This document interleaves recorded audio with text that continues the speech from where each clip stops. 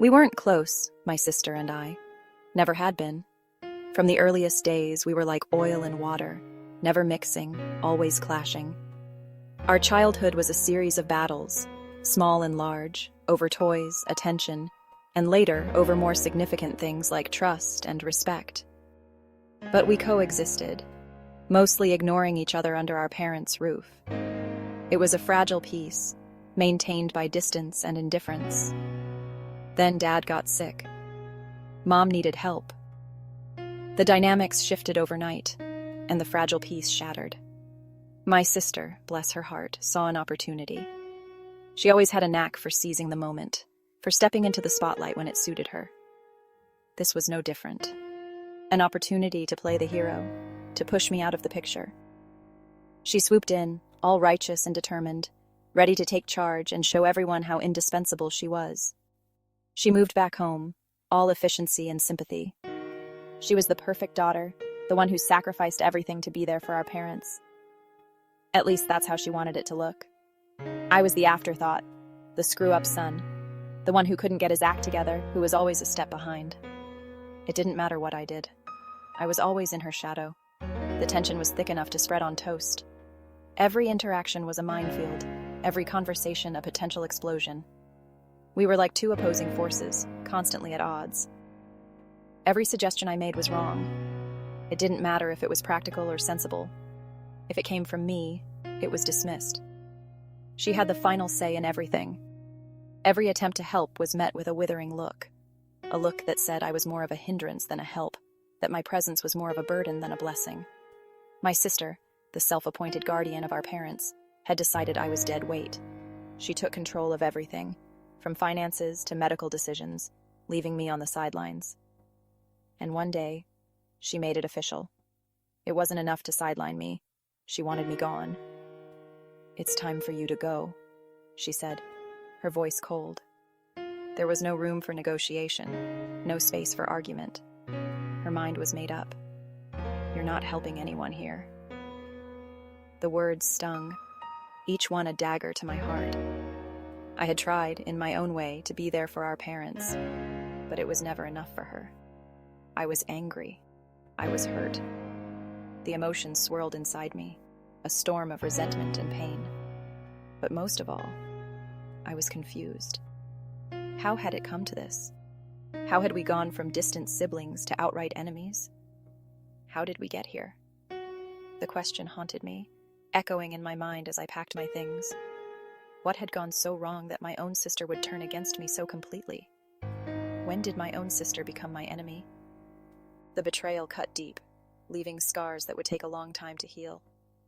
In that moment, I realized that family ties could be as fragile as they were strong, and sometimes the people you thought you knew best could become strangers. The first few nights were the hardest.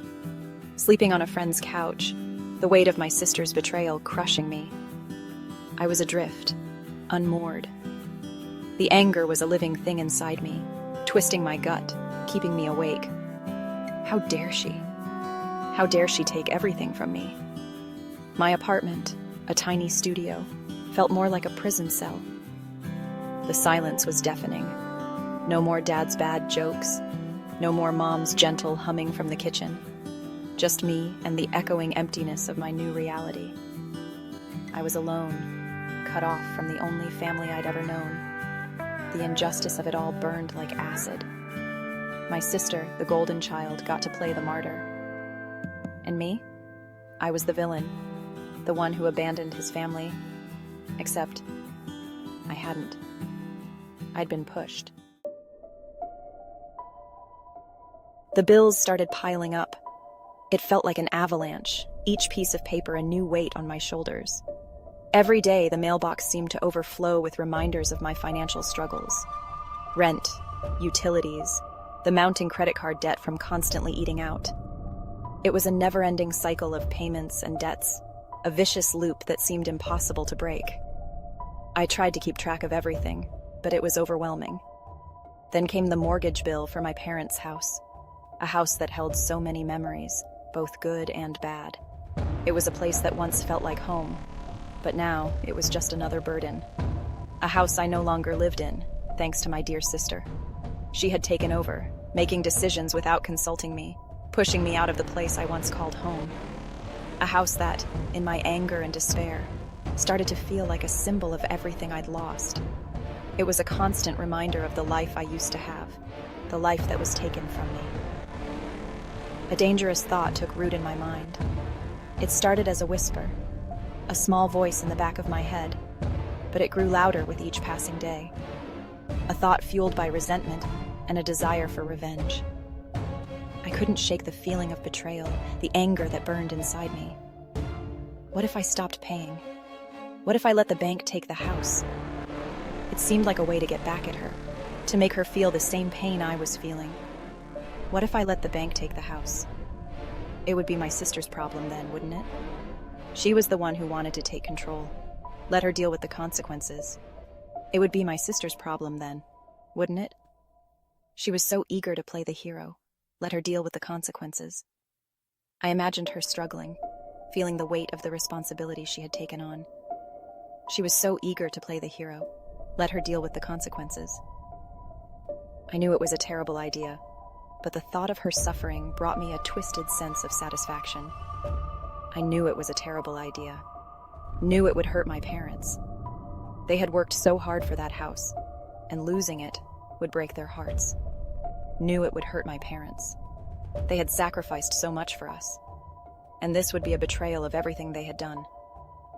But the voice of reason was drowned out by the roar of my anger. I couldn't think clearly, couldn't see past my own pain and resentment. I wanted to hurt her, to make her feel the same pain she'd inflicted on me. I wanted her to understand what it felt like to be pushed aside, to be forgotten.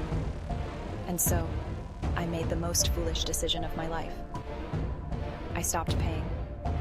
It was a decision made in anger, one that I would come to regret deeply. But in that moment, it felt like the only way to reclaim some sense of control, some sense of justice. Section 4.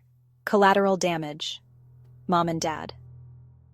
It started with a letter, a formal notice from the bank.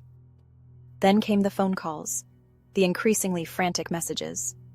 The words on the paper were cold, clinical, devoid of any empathy. It was just business to them, but to us, it was the beginning of a nightmare. My sister's voice, once so composed, was now laced with panic. She had always been the strong one, the one who held everything together. But now, her voice cracked with fear and desperation. "What have you done?" she screamed through the phone. Her anger was palpable, a sharp contrast to her usual calm demeanor. It was as if the weight of the world had suddenly fallen on her shoulders. "They're going to lose the house," she cried. The house that had been our home for decades, the place where we grew up, where we made countless memories. It was more than just a building. It was a part of our family. I ignored her, let her feel the weight of it all. I was too consumed by my own emotions, my own sense of betrayal and anger. I couldn't see past my own pain to understand hers. Let her carry the burden of her choices. She had always been the responsible one, the one who made the right decisions. But now, it seemed like those decisions were crumbling around her. But the guilt, a venomous snake, had already begun to coil in my stomach. It was a constant, gnawing presence, a reminder of my own failings. Every time I tried to push it away, it tightened its grip. I tried to ignore it, to tell myself I was justified. I told myself that I had no choice, that I was doing what I had to do. But deep down, I knew those were just excuses. But deep down, I knew I was in too deep. I had made choices that led us here, and now there was no turning back. The consequences were unfolding before my eyes, and I was powerless to stop them. The day they lost the house, I wasn't there. I couldn't bear to see it, to witness the finality of it all. The house, once filled with laughter and love, now stood empty and cold. I couldn't bring myself to face them, to see the devastation in their eyes. My parents, who had given us everything, were now left with nothing. And it was all because of me. My parents, my frail, elderly parents, were out on the street because of me. The image of them standing there with nowhere to go haunted me. It was a sight I would never forget, because of my selfishness, my rage. I had let my emotions cloud my judgment, and now they were paying the price. The guilt was overwhelming, a constant reminder of my failure. The snake of guilt tightened its grip, squeezing the air from my lungs. It was a weight I would carry with me forever, a reminder of the pain I had caused. I knew I had to find a way to make it right, but I didn't know where to start. The road to redemption seemed long and uncertain, but I was determined to try. For my parents, for my sister, and for myself. Section 5. Homeless and haunted. The news spread like wildfire. My friends, my extended family, even distant acquaintances. Everyone knew what I'd done. The judgment in their eyes was a tangible thing, a heavy cloak of shame I couldn't shake off. I was a pariah, the son who made his parents homeless. The guilt was a constant companion. It followed me everywhere, a shadow I couldn't outrun. Sleep offered no escape, only nightmares filled with my parents' faces, etched with betrayal and despair. I was drowning in remorse, the weight of my actions crushing me. I saw them once, my parents. They were huddled beneath a threadbare blanket on a street corner, their eyes vacant and lost. The sight of them, broken and defeated, shattered what was left of my anger. All that remained was a vast, echoing emptiness,